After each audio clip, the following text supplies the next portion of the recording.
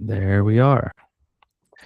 All right. Welcome, everyone. I'm really excited to be here with Dr. Iain Thomson from the University of New Mexico. That's correct?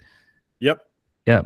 University of New Mexico, distinguished professor of philosophy and also a specialist in Heidegger, who is a philosopher that I've been quite interested in as of late. And actually, you'll be interested, Ian, to know that we've been doing a reading group of Being in Time through Substack and kind of racking our brains with the introduction to that text. So I'm really excited to be here with Dr. Thompson, who has written extensively on Heidegger and is currently working on a biography of Heidegger. Is that right, Ian? Currently, no, but yeah, it's the project I need to get back to and finish ASAP. Okay. Yeah. The two most recent books are the one on death and the one on Heidegger on technology in the age of AI. Yeah, So so I've been working through both of those, and I have to say this will be music to your ears. After reading through the book on death, I mean, I don't think anyone's ever made Heidegger so accessible as you did in that book. So thank you. um, That's yeah, yeah. I mean, I was completely blown away, to be honest. I've been reading all sorts of other books about Heidegger, and many of which are very good. But there was something about the way you explained it through the lens of death that everything just seemed to fall into place. So maybe that's a good place to start for us sure. with this question of, what is it about the concept of death for Heidegger's philosophy that you think is so central and that can be used to organize and structure a lot of the other things he's saying in books like Being in Time and his later work. Yeah, big question. So cut me off if I say anything confusing or feel free to interject.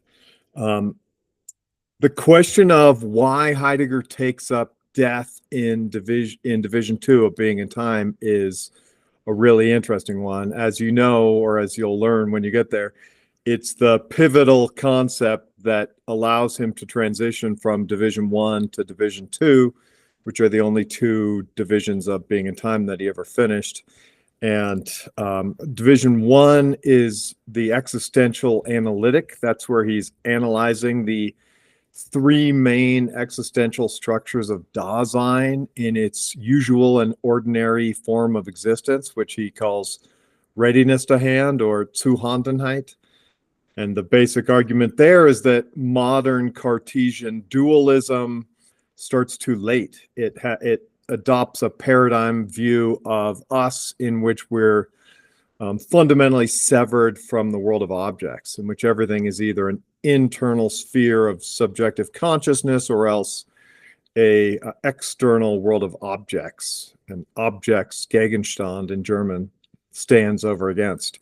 So it's not just that Descartes made an error, but that he does a kind of a phenomenological proof in which he walks us through this epistemological question of what I can know with absolute certitude, and shows us all that the only thing we can know with absolute certitude in that sense is that we're thinking, because even if we doubt our thinking, doubt is a form of thinking. So there's a kind of lucid self-awareness that survives even radical doubt, and that becomes the cogito, or the essence of the subject. So on Heidegger's reading, basically, and he'll develop this in his later thought, Descartes plays this absolutely humongous role in the history of the West, in which he's as my teacher Hubert Dreyfus used to say, he's up there with Jesus in terms of how influential of a thinker is. He turns us all into egos or subjects standing over against the world. And in later Heidegger's terminology, Kant thinks Descartes' unthought, meaning Kant just makes explicit the implications of what it means to take the human being as a cogito, or a center of rational agency, and then makes that the foundation of his ethics, his politics, and his aesthetics. So Heidegger is coming onto the scene as a person very critical of modernity, not because he thinks it's false. He doesn't think it's false that we sometimes experience ourselves as subjects standing over against an objective world, but that he thinks that that's a kind of a derivative state that presupposes a more basic relationship in which we are skillful users of tools and other equipment. So, for example, my ordinary relation to the computer isn't as an object standing over against my consciousness, but as a tool that I use in the practice of being a philosopher or being a teacher or whatever it is, such that it's an integral part of the world that I am. Now, the three existential structures, he names about 11 existentials in Division 1. Existentials are, they're basically, it's sort of misleading to say this, but the easiest way to approach them initially is that, the categories in Kant are something like the basic ways in which we divide up the world of objects. So they're the fundamental cookie cutters we use to make sense of what's coming in as the objective world. The existentials are something like the fundamental categories of existence. Heidegger wouldn't want to say subjectivity because he's trying to undermine subject-object dualism by describing us as a being in the world, where the in is our involvement, our integral entwinement with the stuff that we use. So the computers, the bicycles, the cars, the pens, the paper, that's all part of who we are. So in this view, the three main existentials are the understanding. That's the one that's most crucial for death. But all the three existentials, he calls them equiprimordial, or equally fundamental, gleichsprüngliche. They're at the same depth of originality. So they all go together. You can't make one the basis of the others. So there's the understanding, and then the other two are kind of untranslatable in English. But what translation are you guys using as you read? We're using the Macquarie Robinson. Okay, yeah. So in Macquarie and Robinson, Befindlichkeit, that's kind of the worst translation in the book, because they call it state of mind, and it's not a state and it's not a mind. So in German, when you ask someone how's it going, you say wie befinden Sie sich, like how do you find yourself? And Befindlichkeit is like a noun that answers that question. So it's like, how's it goingness? And it just means there's always some way that it's going for you. It's a kind of affective attunement. And these affective attunements is one of the big moves Heidegger makes in Division 1, is to say that these affective attunements aren't irrational subjective colorations that need to be filtered out in order to be more rational. Rather, they give us important cognitive information. They take the first cut of the intelligible world. The way my friend Mark Rathall describes it is, it's like they tune the radio station in so that we know what channel we're picking up on. They help, they do the sort of first job of taking a cut of the intelligible world we experience. So that's Befindlichkeit. And then Rede gets translated as discourse, which sounds like words and speech and language, writing. But Rede is also like your body language, your comportment, your way of holding yourself, your way of talking and walking and sitting in chairs and throwing balls and all of that. So it's something like conversance. The official definition he gives, it's Dasein's way of articulating the intelligible. So it's like our way of gearing into or meshing into the world that we're skillfully connected to. So I like conversance because we're conversant with how to drink out of cups and how to open doors and how to walk and talk most of the time. So it's something like our way of gearing into the world. And understanding for him isn't like primarily cognitive understanding. It's not that I think of myself as being a certain years old and that sort of thing. It's that I stand under certain life projects that render my intelligible world meaningful and coherent to me, like teacher, father, husband, friend. These are ways of organizing my world. So death, as he transitions, so the transition to Division 2, he basically asks, are the existentials the deepest structures of Dasein that phenomenology can reach? If you want me to go into any of these terms, I can, but like, is this as deep as we can get into the analysis of what it's like to be us? He's trying to undermine the Cartesian picture of us as a subject or consciousness. So Dasein is supposed to be like a maximally open-ended description of what it's like to be here or to be us. So are the three existentials the deepest level of Dasein that phenomenology can reach? And he says something like, well, the guarantee of depth is breadth. I criticize this move in the Death Book as kind of proto-ontotheological, but that's the move he makes. And the best metaphor is kind of like weeding. That's the best I can think of. When you're trying to pull out a weed and you want to know if you got the deepest roots, you kind of look at the weed, and if you can see the whole thing, then you know you got it.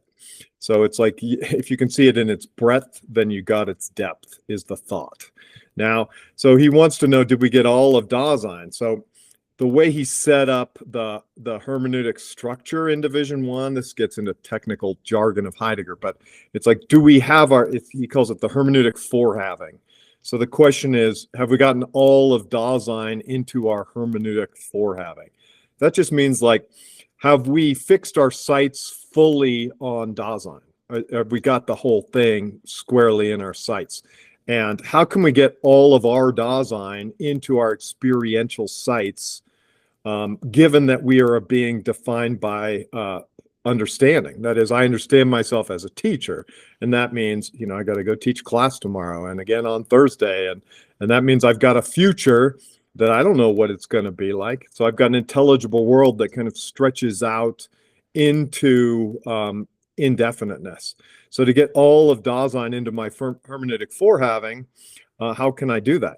Now, one thought, and I think it's the thought that most people think is the final thought, but it's not, is to say that to get all of Dasein into my hermeneutic forehaving, or to get my all of myself into my experiential interpretive grasp, I have to think of my demise, my croaking. And if I can think of my whole life up until the moment when I croak, then I've got my whole life in my experiential grasp.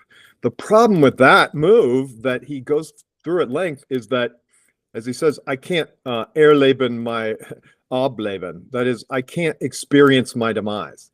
Or literally, I can't live through my ceasing to live. That is, like, if this is the Epicurean paradox, where death is I am not, where I am death is not. In other words, like, I can experience demise as it approaches me, but once it's arrived, I'm not here to do the experiencing anymore. If demise is the end of all experience, and I can't experience my experience having ended, then I can't be here at the end of my experience.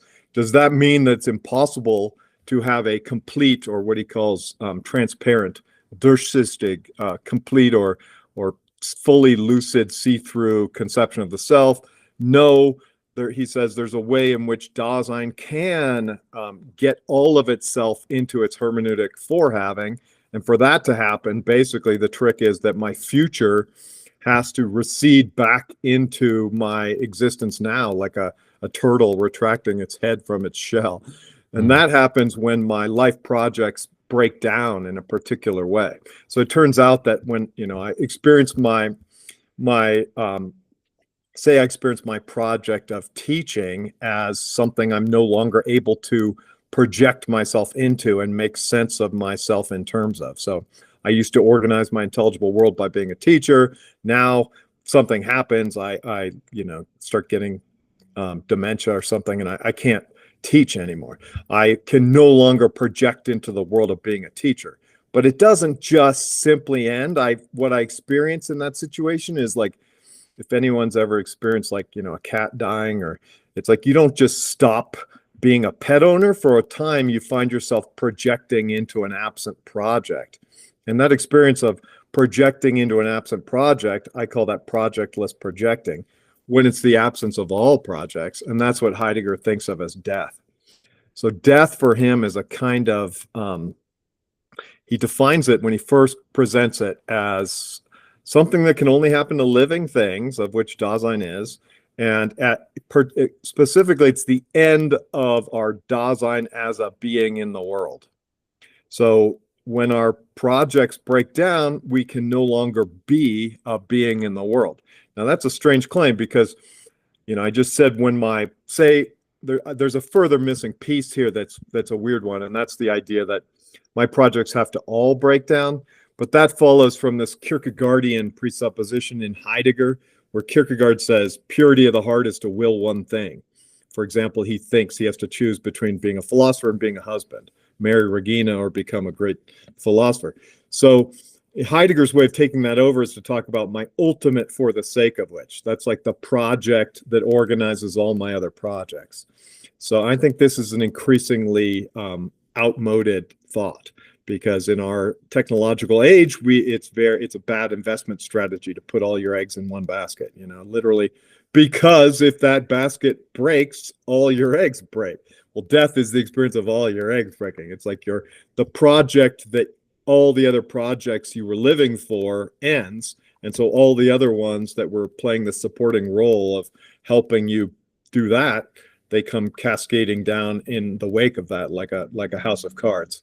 And I think Heidegger, this is from the biography, Heidegger underwent this in his own life when he experienced a kind of traumatic breakdown or identity crisis, when he realized, in some sense of his body realized he had that most biographers call it the emergence of heart problems, but he had a kind of psychosomatic eruption of a panic attack or a complete breakdown where his body told him, you don't want to be a priest. You don't want to dedicate your life to, intellectually apologizing for the Catholic Church and being celibate. That was not something that the young man could see himself doing.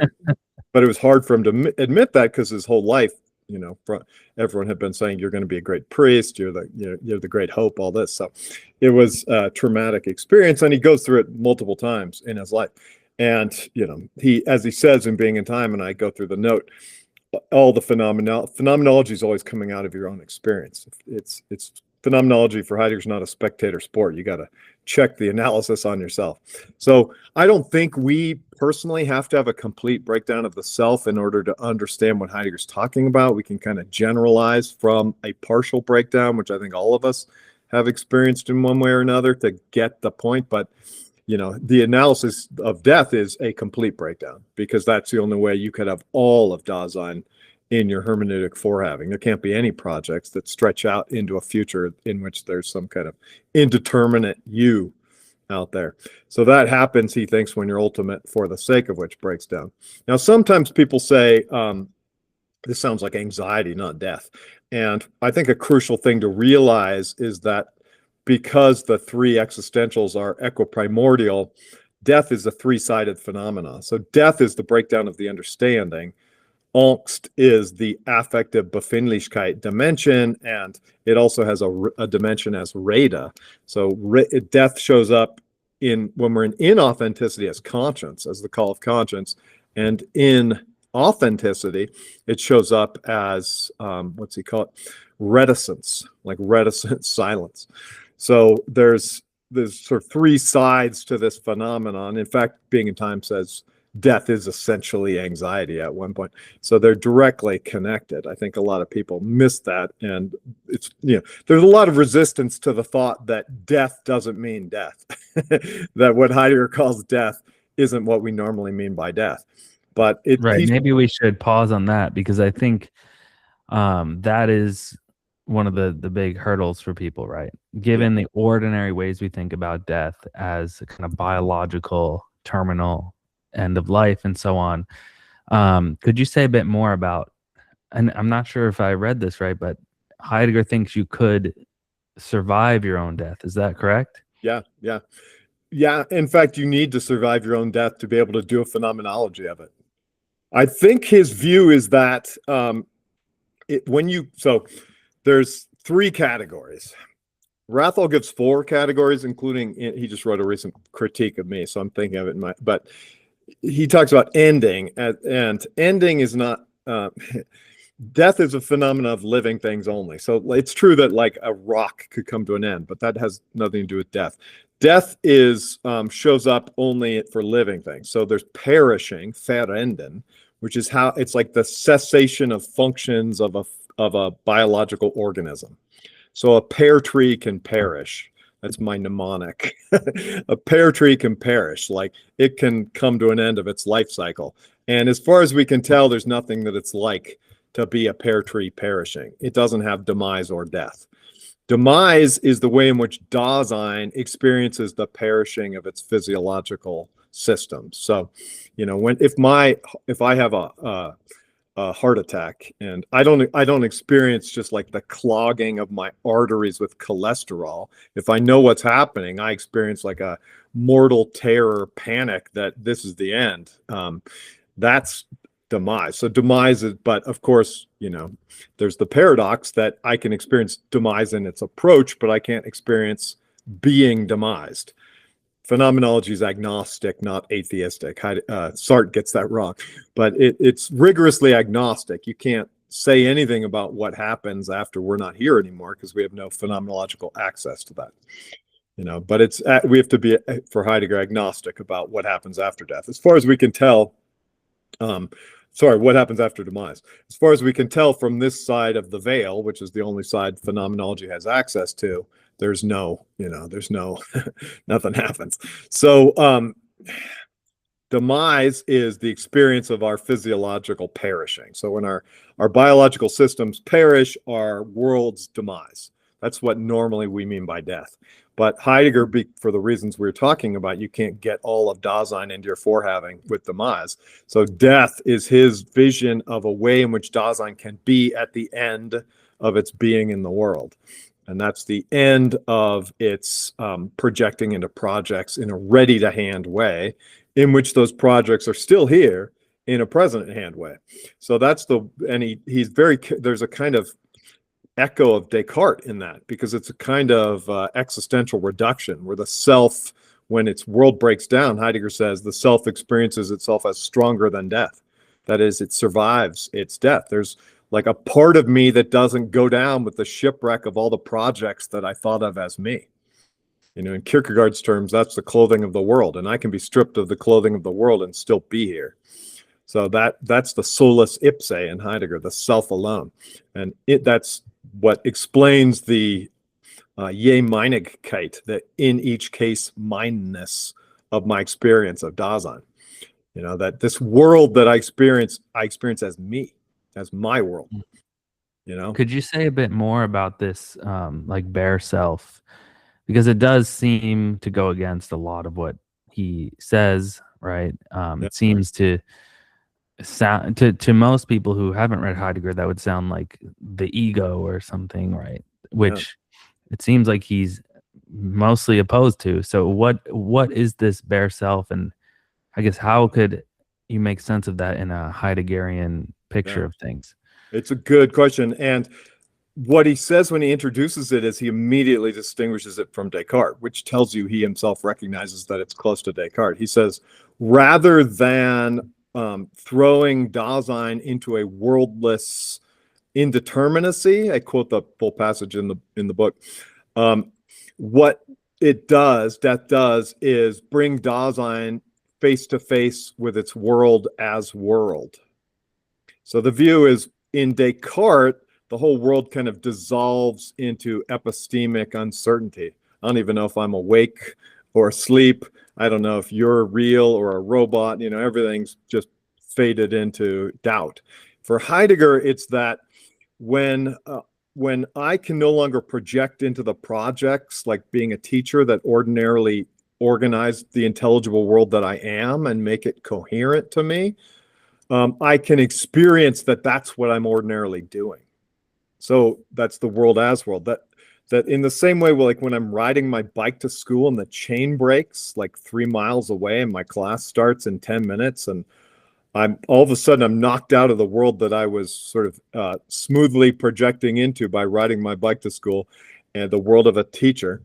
And I'm now staring at the bike as an object, right? That's the emergence of the present at hand out of the ready to hand through that breakdown.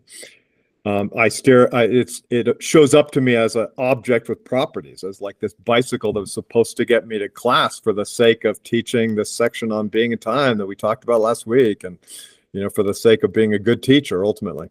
So in the same way that when the bike breaks down, I can understand the ready to hand structure that I normally just live lucidly through.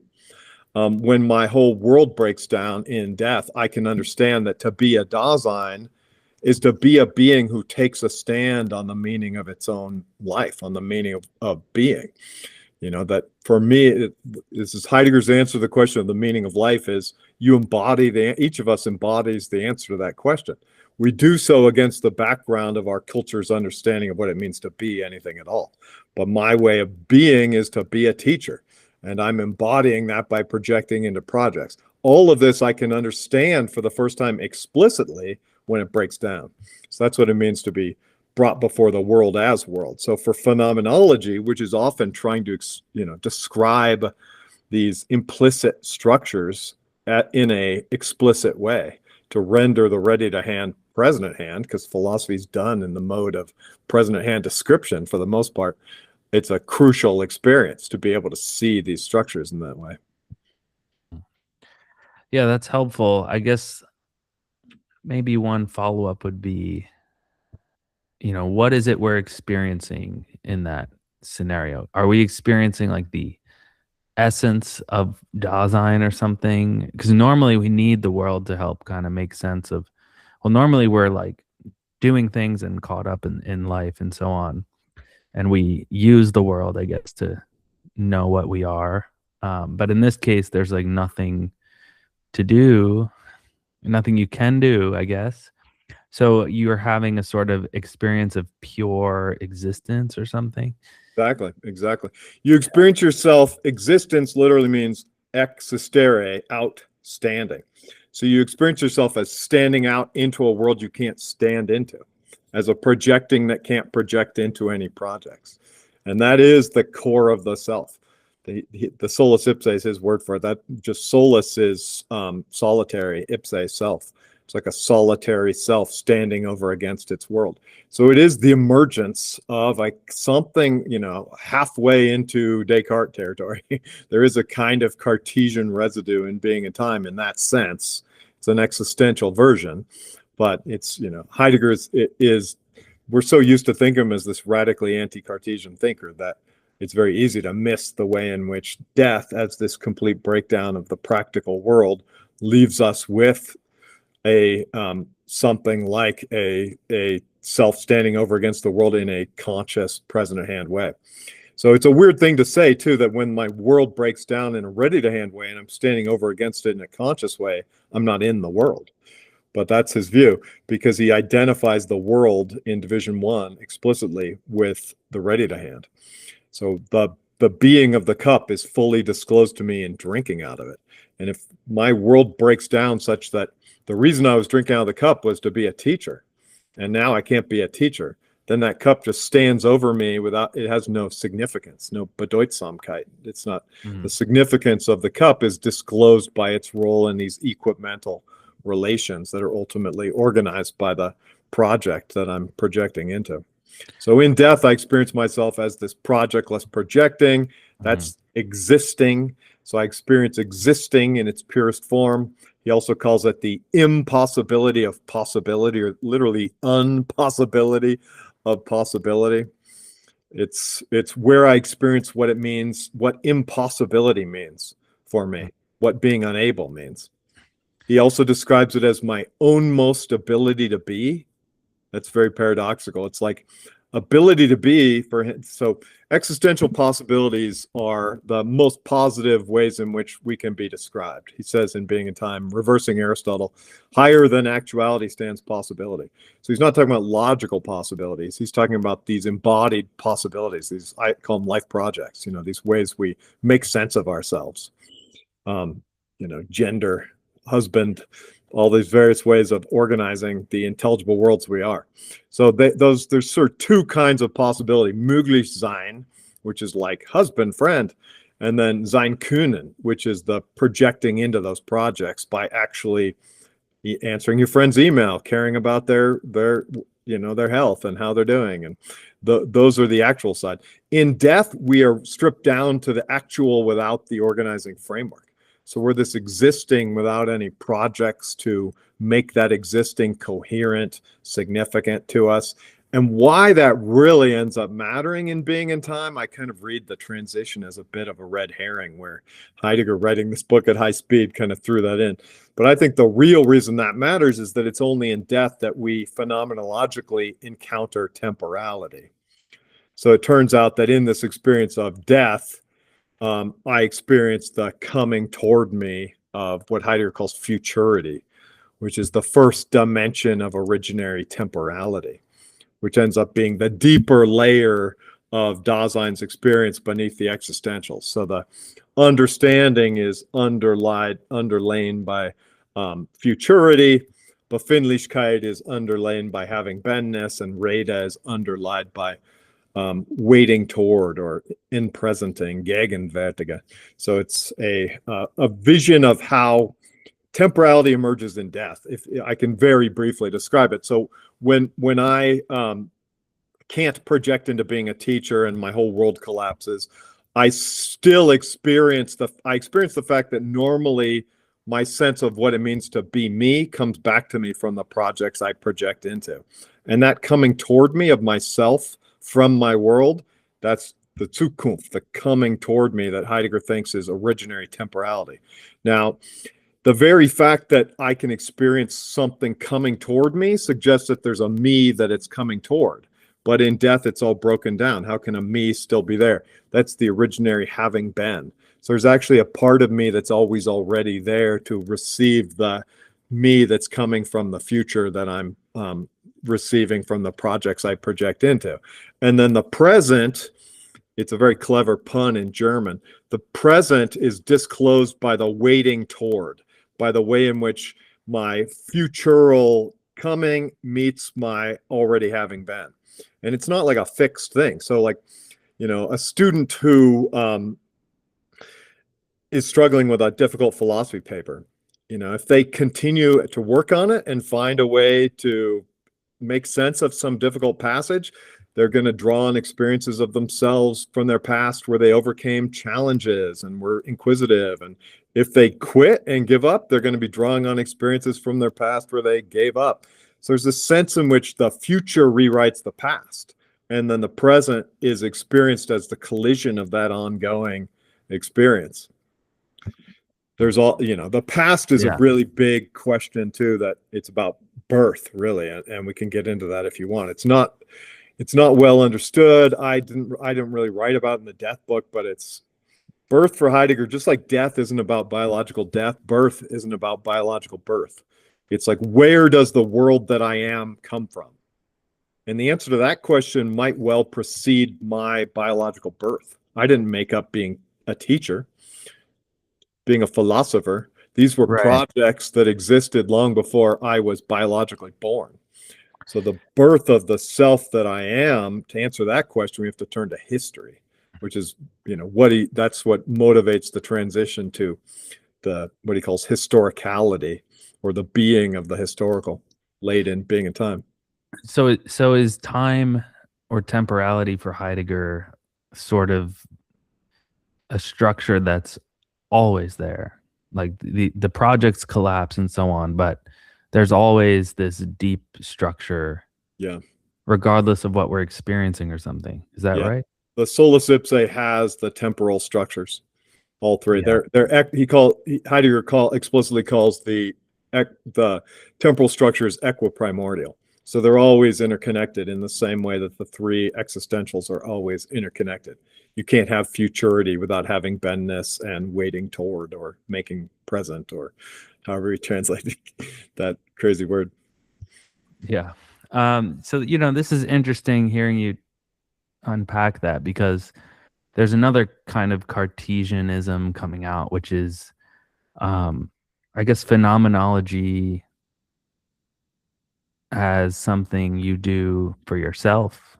And I was wondering how other people fit into this, right? Like your project of being an athlete might start to collapse, but other people might still project things onto you, and like your world is partially determined by other people's worlds, right? So I was curious, is this like a limitation in Heidegger's view of phenomenology where it's very individualistic, and that's like kind of a Cartesian theme, right? Or does he have anything to say about how our projects intersect with those of others in relation to death?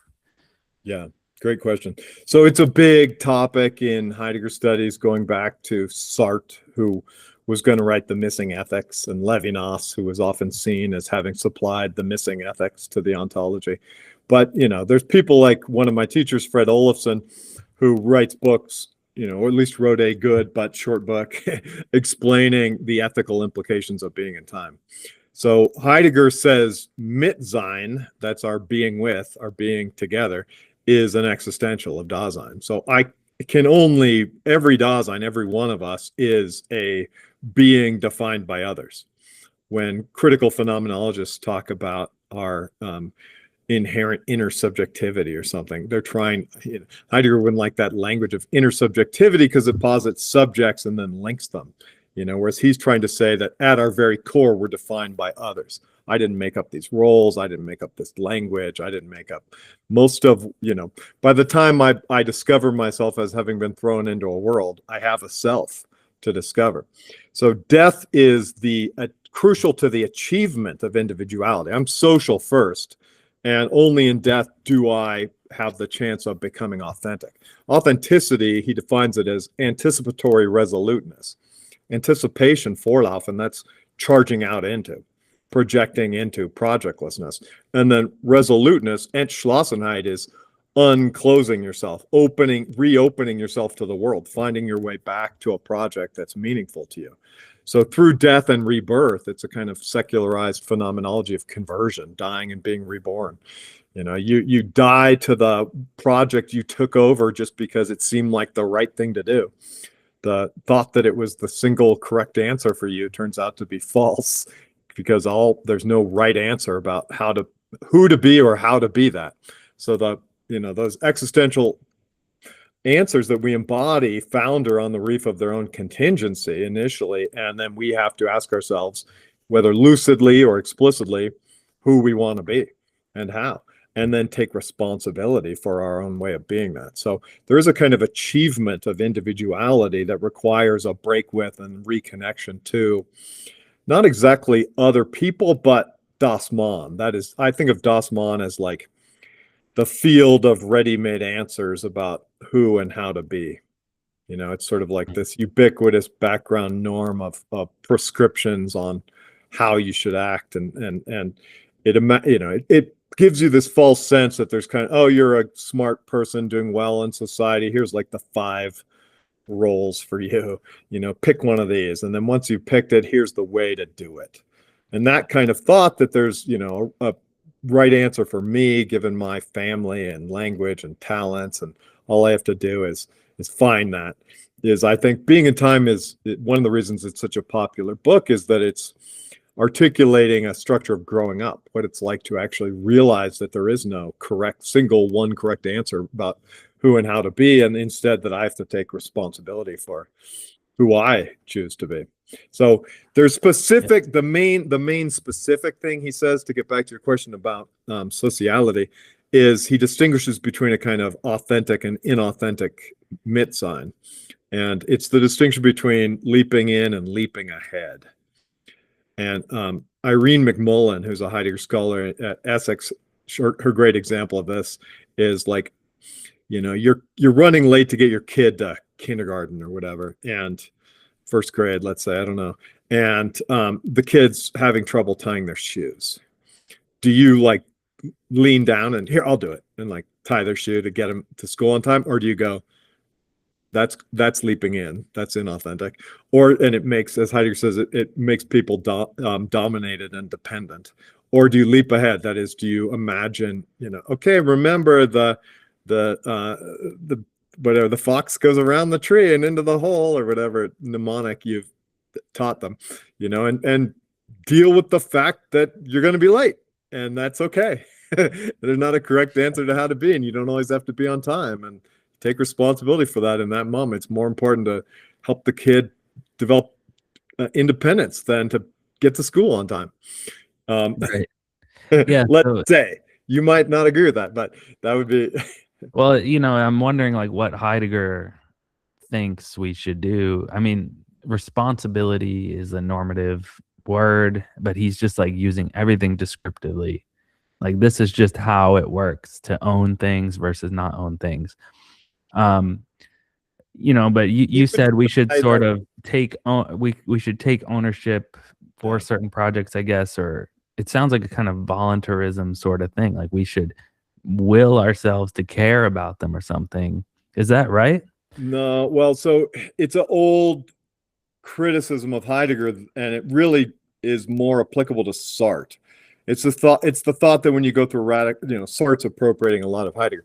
When you go through a radical choice, should I fight the Nazis or go home to mom? The Saving Private Ryan scenario, where my two brothers have died and my father's died, and I'm the last son left. Do I let my mom be absolutely devastated by my being killed by the Nazis, or do I go and get my revenge by trying to fight them? This starts question. It's not that I can simply arbitrarily choose either one. But that at the same time, neither is the single correct answer for me, and that hence my responding to that situation in the way that I do is something that I'm answerable for. So Heidegger would deny that answerability, Verantwortlichkeit, responsibility, is normative. Just because normative is like the Das Mann of our day, and there are people who, like Steve Crowell, who's a great Husserl Heidegger scholar, reads death as the foundations of normativity. It like discloses the solus ipse, and it's the solus ipse who endorses norms. That's to make Heidegger into a kind of Henry Allison, Robert Pippin style Kantian, for whom normativity comes from the endorsement of norms. And that's not Heidegger's view. Heidegger says universal maxims undermine the very possibility of action. So for him, there's something about action that makes it inherently on you. That doesn't mean it's just on your will, because you are, as you alluded, a being who cares about things, and your cares aren't entirely within your control. They're part of the throneness that's like your inheritance from the past. Things matter to you given, who you've been, what you've been taught, the language you speak, your predispositions. So your thrownness has a lot of what he calls facticity. That is aspects of it that you experience as a fact, although some of them at least are changeable. But those help supply some of the fixed parameters of the experience of choice, so that you can't just choose I'm going to be an astronaut. Right, your choices are what following William James called live options. You're choosing between what actually seems possible for you, and that can be bad. Like your facticity growing up in the ghetto could mean that it never seemed possible for you to go to law school or something. Right. And it could be possible if you had the right support, etc.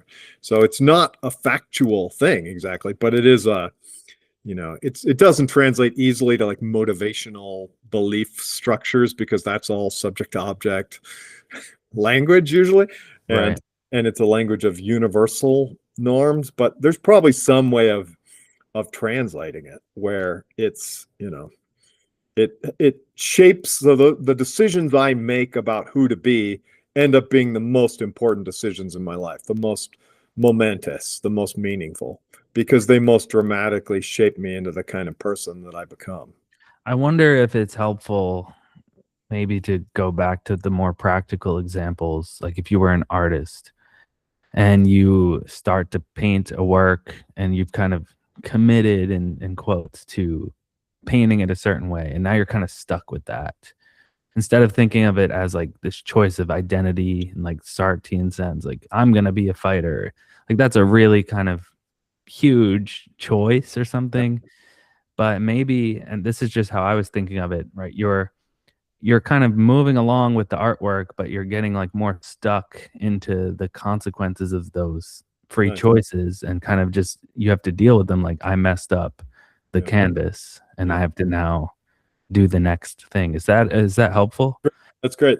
The and that I think would be a good riposte to start because for him, like everything's a radical choice potentially. What shoes to wear to school becomes a radical choice. But for Heidegger, the only radical choices are about your ultimate for the sake of which. That is what project you're going to project into. So like in my own life, I always thought I'd be a lawyer. Everyone's like, "Oh, you love to argue. Don't you want to make a lot of money? You should be a lawyer." And then I actually, when I was at Berkeley as an undergrad, they had a thing where you could go take a pre-law class. And I took it and realized this is really boring and I'm bad at memorizing all these case names and I don't want to do this. Later, I had experiences of listening to high level law and thinking, okay, this is philosophy. This is actually good. But Right. at that time, I thought, okay, so my thought that I'll become a lawyer has just died. That was the project organizing all my other projects. And then I had to figure out what to do. And it wasn't like I thought, I'll be a fireman, I'll be an astronaut. I thought I could be a teacher, I could be a writer, what do I want to do? And it was that's the thought for which I'm responsible in the Heidegger. That's the decision, I should say, for which I'm responsible. And I could also decide to be a lawyer. The fact that it broke down in that instance doesn't mean I couldn't go back to it. It's possible that I could find I could think, well, I was taking a kind of law that was really boring, and not all law is boring. And there might be a kind of law that really I care about a lot, like environmental law or something that motivates me to really want to do it and find my way into that. But Right. again, I'd be drawing on these affective and motivational structures that are part of my facticity, part of my thrownness. Well, I think if you can sort out Heidegger's terminology, you definitely could have been a lawyer in terms of keeping track of cases. But I wanted to ask a more question from left field that I've been thinking about and talking about with friends. And it's regarding the phenomenology of things like ego death and psychedelic experiences. And I wonder what Heidegger would think about the way people describe the kind of dissolving of that solus ipse, that merging with the world in some sense. Nice. Would that be a different, would that be Dasein? Would that be just an entirely different mode of being or something? That's super interesting. So I had a very smart MA student a year ago who was in my Being in Time class who was hitting me with this kind of question, but it was from the perspective of Buddhism. In his experience of deep meditational practices, he claimed that he transcended the ipseity, or the in each case mindness, the Je-Meinigkeit, the in each case mindness of experience. So he thought Heidegger had his existential reduction in existential death, where I experience myself as a solus ipse, and that becomes something like the phenomenological foundation for the experience of the world as mine, rather than, as in Descartes, the cogito, or in Kant, the transcendental unity of apperception. It's actually you experience it.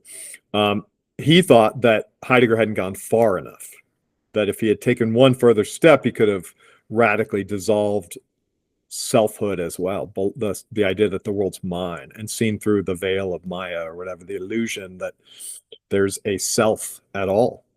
And it sounds like certain experiences of ego death in psychedelics or hallucinogens are similar from what you're saying. I've taken some drugs, but not one that the most common pattern across what you could call mystical experiences is this description of kind of merging with, the absolute or something. That's a very common description, and describing it as love or something like that. You don't need that part, but it's the merging with like pure being, and it's kind of Neoplatonic sorts of ideas that people describe experiencing. And what's interesting, I guess, for this conversation is time is still a part of that. There's a kind of lengthening or distortion of time, but it is an experience. So it is experienced through time, but time functions in strange ways in those experiences. Well, the interesting thing there is that, for me, is that in the experience of existential death, that discloses temporality, as we were saying, and the way it experiences, the way it discloses the experience of futurity, of the coming toward me of myself from the world, is not so the world comes toward me as not anything. So it's in this sort of, normally, like, the world comes back to me as the clothing of a teacher. I experience myself as a teacher. When I'm stripped naked by existential death, I experience the coming toward me of the world that I am in this form that doesn't have any distinctness to it, right? There's nothing about me that's different in its futurity from how anyone, I think Heidegger's suggesting, would experience this. Now, there is still the having beenness and all of that, which I think has facticity, and all of that's going to bring back in a kind of distinctness. Like, I'm not going to think that everybody had my past, right? When I'm undergoing ego death, it's more that I experience something like the ultimate truth of the oneness of all things. It's You it's know, the yeah, experience that I am not, yeah, the Dasein that I was, whatever that thing was, I am not that. That's what a lot of people say. I'm not. I am existing beyond that or as something else that Does cannot that be mean? reduced to, yeah, go ahead.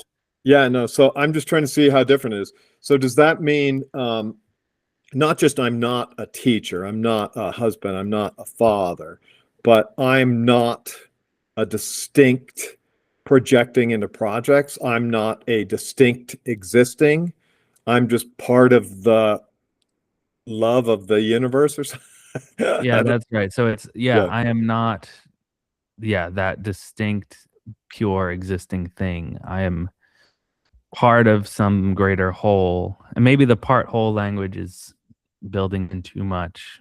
I don't I know. think it's super interesting because that is like the deepest point of disagreement, I think, between Heidegger and Buddhism and maybe certain experiences. And it's possible that he didn't go far enough, that if he would have taken the right hallucinogens, as by some reports he did with Ernst Jünger in the 50s, he would have had a different experience. I will say that, there is a radical turn that happens between Heidegger's early and later work, and that it's directly connected to whether what we experience in death is experienced as anxiety provoking, dreadful, or as the source of all future meaningfulness to which we should actually dedicate our lives as world disclosive Dasein. In other words, the very thing that sort of we're most anxious about in being in time becomes what poets learn to hold themselves into and draw forth from in order to bring into this world new insights, new concepts, new ways of understanding things that we don't have yet. So there is a kind of a growing up that happens beyond just like the growing up of adolescence, where you go from thinking there's a right answer to realizing there isn't. And it's like the growing up from thinking that death is demise and it's the nothingness of oblivion, to thinking death discloses the nothing of the nothing, in his 29 language. That is, the way in which what is not is a kind of active glimmering that hints about what could be. So we experience the not yet a thing beckoning to be creatively disclosed. And for later Heidegger, Dasein isn't just a description of who we all are, it's a kind of prescription of what we need to realize and so become. It's like it becomes the solution rather than just the description.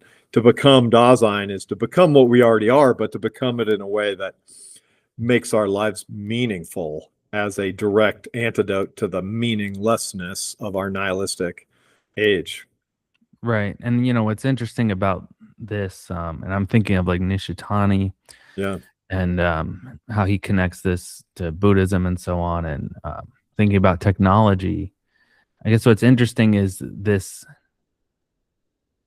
being towards nothing, which sounds nihilistic, ends up being the sort of thing which gives us a kind of meaningful engagement with the world versus, I guess, inauthentic, like being towards nothing in the sense of like existing towards the generic or some like if we actually understand the implications of nothingness at the core of our existence, that somehow reinjects a meaningful existence, and it's very paradoxical, but Yeah, nothingness is fullness, not emptiness. Or they sometimes call it emptiness.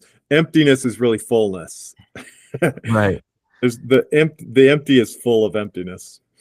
It's paradoxical, but there's a bunch of physics there that backs it up too. So it's not yeah. it's not totally crazy. Yeah, great. Well, I wanted to ask one last question before we wrap, and Sure. I know you want to get back to working on the biography, which I'm really excited about. I don't think I've read a Heidegger biography yet, but I was curious. Like, you've read all this Heidegger, you've really thought deeply about his work. What excites you at this stage in your life? What sort of questions and projects and things are really exciting you, building off of all the stuff you've spent years and years mastering? Great question. For me, it's like I've become a Heideggerian, it's against my own will. So I think part of when I first read Heidegger, I read later Heidegger, and I'd always, my grandfather wanted to be a poet, but it was the Depression and there were no jobs. So he became a juvenile rehabilitation officer in Oakland. And my family always valued language and words, and for me the thought that poetry wasn't just some weird side gig but actually like absolutely central to what it means to be us, the kind of beings that we are, really spoke to me. And later Heidegger is great on that, and it's really wild and fun and difficult stuff. So when I look at like the moments in my life of teaching that have been most meaningful, they're the moments where I was able to read the text in a way that I think was genuinely disclosive, revelatory, showed people things that were really there, but that nobody had seen before. At least nobody had, published on, described in public in a way that I had come across. So that experience of showing that, even these texts that have been read for 100 years, that there's still lots of as of yet to be read aspects to them, and that they're not just side things, parentheticals, but absolutely central parts of the text have still not been understood very well, is very exciting to me. So right now I'm I'm basically always teaching Heidegger, but I'm sort of teaching two classes on Heidegger. One of them is later Heidegger, and the other one is it's called Poetry Against Nihilism, and we're reading Heidegger's 1941 lectures on Hölderlin, and they're wild. And but every time I sit down, as I did for about 3 hours today, and just read them with the German and English, it's great. It's so meaningful to me, and it's like some of the best parts of my year are like the experience of reading these texts and feeling like I'm really struggling with something difficult, but also that I'm starting to get it, and like I feel like this is a part of Heidegger that has not been understood, and that I think that's true of a lot. This is part of the reason that the world's, so divided into like the people who want to just dismiss Heidegger as a hopeless Nazi and the people who say like he wasn't a Nazi at all, is that dismissing him as a hopeless Nazi is so superficial at this point, when Heidegger has, influenced Derrida and Foucault and Deleuze and all these thinkers who you can't have any continental philosophy without. Basically, he's by far the most influential continental thinker of the last century. So we're all profoundly shaped by the guy. So if it was somehow Nazi to its core, then we're in trouble. And of course, there's people who want to believe that because they are sort of ideological enemies of all theory or all continental work in general. But that's very superficial. And that, Right. the interesting stuff for me is ways of, doing what you're doing, which is trying to clearly explain this stuff.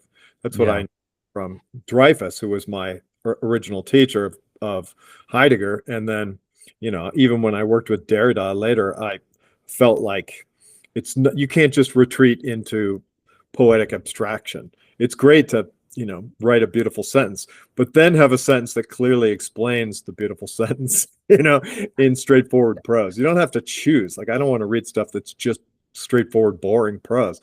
Put in some style, but at the same time, don't just retreat into, art forum style writing where it's just beautiful, but who knows what the hell it's saying. Yeah. Wow. Yeah. I mean, I really resonated with something you said a bit earlier, which is just the joy of feeling like you're getting it. Yeah.